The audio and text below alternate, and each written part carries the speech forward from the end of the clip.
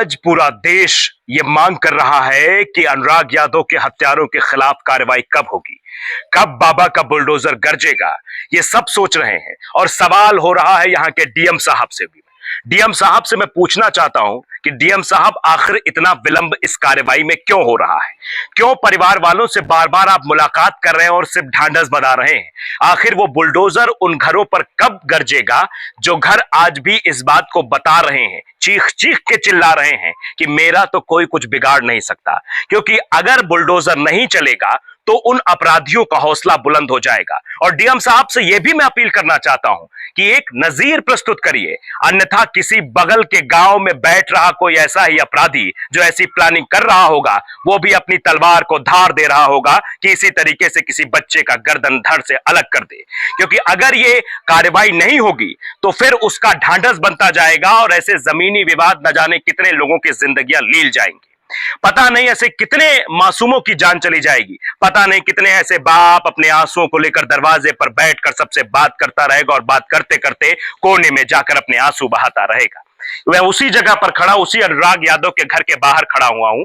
तस्वीरों में आप साफ देखिए, यह अनुराग यादव जो इस देश के लिए खेल रहा था, वो सिर्फ जौनपुर के लिए नहीं खेल रहा था, वो खेल रहा था इस देश के लिए, अपने पिता के गौरव को बढ़ाने के लिए, अपने पिता का नाम बनाने के लिए, अपने आसपास के इलाके को, अपने कबीरुद्दीनपुर गांव को विकसित करने के लिए आगे काम कर रहा था। लेकिन अगर उस पर कार्रवाई नहीं होगी तो बताने के लिए काफी है। आप जरा इस मेडल को ध्यान से देखिए। यह मेडल मैं दिखाना चाहूंगा, यह मेडल ये बताने के लिए काफी है कि अभी तो सिर्फ शुरुआत थी। अभी तो महज 17 साल की उम्र थी, अभी तो शुरुआत थी। कच्ची उम्र में उस बच्चे का चले जाना, उसके सपनों का मर जाना, यह बताता है कि आने वाले समय में ऐसा कोई सोचेगा भी नहीं। और यह बड़ी बात है डीएम साहब, आपको यह सोचना चाहिए कि आखिरकार इस बच्चे को आप न्याय क्यों नहीं दिला पा रहे हैं, जो शायद आपका भी नाम रोशन करता। अगर आपने सही तरीके से कार्रवाई की होती तो आज आप पर सवाल ना पूछा जाता। आप यहां देख सकते हैं, यहां अभी भी लोग आते हैं, ढांढस बंधाते हैं, आपसे मुलाकात भी होती है, पूरा परिवार मिलने जाता है। मिलने के बाद बहुत कुछ कहता भी है कि हाँ, हमें डीएम साहब पर भरोसा है। तो उस भरोसे के साथ मत खेलिए डीएम साहब, उस भरोसे को आप बरकरार रखिए कि बाबा का बुलडोजर है, वो अपराधियों के हौसले बुलंद नहीं होने देगा, वो अपराधियों के घरों पर चलेगा, अपराधियों के घरों को नेस्तनाबूद कर देगा, उनको पनपने नहीं देगा। आप जरा इस तरफ भी चलिए।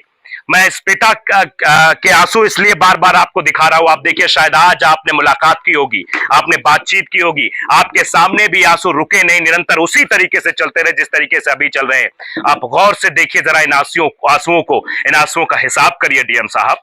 ये देश की जनता देख रही है। आज डीएम दिनेश चंद्र सिंह पर नजर सिर्फ जौनपुर के लोगों की नहीं है, पूरे देश की नजर है। कहीं से भी कोई भी प्रश्न आता है, मेरे पास भी फोन कॉल्स आते हैं, तो यही आते हैं कि आखिरकार कब जो है कार्रवाई होगी, कब बुलडोजर चलेगा। पहली मांग तो यही हो रही थी कि जब दबंग आईपीएस यहां पर है, यानी अजय पाल शर्मा यहां पर है, तो यहां पर तो भैया सीधे एनकाउंटर होना चाहिए। और बाबा के राज में तो अक्सर एनकाउंटर हो जाता है। जब यहां डकैती के मामले में एनकाउंटर हो जाता है तो ऐसे निर्मम हत्या के मामले में एनकाउंटर क्यों नहीं किया गया?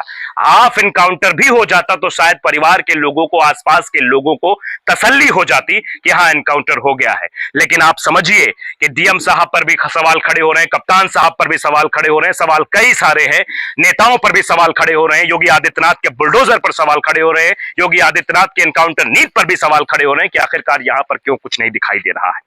जब भी परिवार वालों से बात होती है, उनके आंसू झर झर झरने लगते हैं।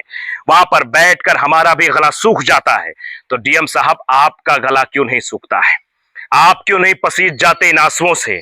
आपको क्यों नहीं दिखाई देते इनके आंसू? और क्यों नहीं लगता कि एक नजीर प्रस्तुत हो जौनपुर में कि जौनपुर के डीएम दिनेश चंद्र सिंह ने ऐसी कार्रवाई की कि अपराधियों की रूह कांप गई है।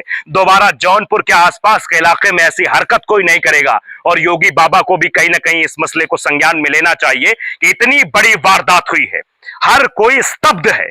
आपको मुलाकात करनी चाहिए थी, आपको पीड़ित परिवार से मिलना चाहिए था योगी महाराज जी, क्योंकि आप कहते हैं कि मैं पीड़ित परिवार के साथ खड़ा हूं, सबका साथ, सबका विकास, सबका विश्वास।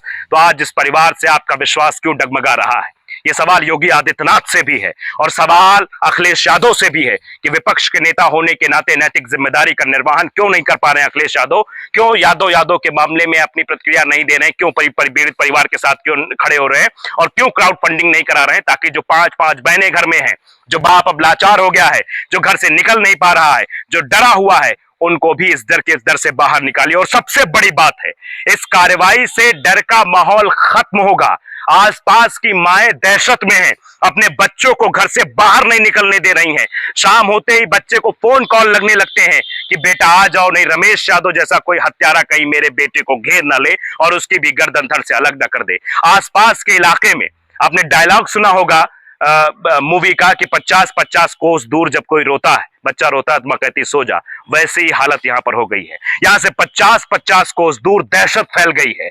हर घर में दहशत है, जिसका भी जवान बेटा उसके घर में दहशत है कि कहीं जमीन का विवाद है, हमारा भी छोटा मोटा विवाद है, कहीं दूसरी पार्टी कहीं ये प्लान न बना रही हो कि हमको तलवार रेत कर रखनी है और उस बच्चे का गला रेत देंगे। डर है, इस डर को हटाने का काम योगी आदित्यनाथ को करना पड़ेगा। इस डर को हटाने का काम जौनपुर के डीएम दिनेश चंद्र सिंह को करना होगा। इस खौफ को हटाने का काम योगी बाबा को करना होगा। बुलडोजर चलेगा तो उसकी जो खड़ी हुई इमारत है, मैं कैमरामैन से कहूंगा जरा जूम करके थोड़ा सा तस्वीरें दिखाएं। ये वही इमारत है जो चीख चीख कर चिल्ला रही है कि मेरा कोई कुछ नहीं बिगाड़ सकता है। मैं अभी भी उसी तरीके से खड़ी हूं और ये बताती है कि उसका साम्राज्य कितना बड़ा है और वो अपने साम्राज्य को इस पूरे गांव में स्थापित करना चाहता था। जैसा कि मैंने पहले स्टोरी में आपको बता दिया था कि वो एक दहशत बनाना चाहता है पूरे गांव में, तो ऐसे दहशतगर्द के खिलाफ कार्रवाई क्यों नहीं, ये बड़ा सवाल है। डीएम साहब, परिवार को बुलाकर बात करने से, आश्वासन देने से काम नहीं चलेगा। अब बुलडोजर गरजना चाहिए ताकि ऐसे लोग दोबारा ऐसी गलती करने या फिर जो मन बना रहे हैं उनके अंदर भी खौफ पैदा हो जाए, वो भी चुपचाप बैठ जाए, अपनी तलवार को या तो फेंक दे या गिरा दे, कहीं भी फेंक दे। आप देखिए